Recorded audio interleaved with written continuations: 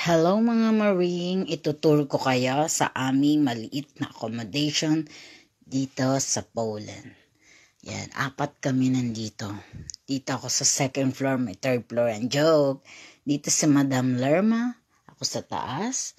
Dito si Nova and Leia. 4 na prinsesang walang corona. Ha!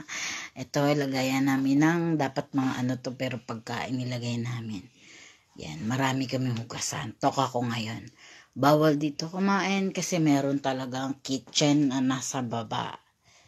Pero matigas ang ulo namin kasi Pinoy. Tinatamad kaming lumabas. Eto na po. Ang cabinet. Yup. Up.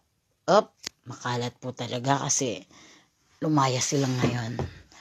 Ako lang po naiwan dito. Dahil Sabado walang pasok. OT na po yun. Lunes hanggang Friday lang po talaga yung pasok. Overtime na pag Saturday. And Sunday is closed lahat. Di kami, walang pasok talaga. Tapos nagkusot ako. Kasi bawal po dito ang magkusot at gumamit ng tabo. Diba? May natuklasan ako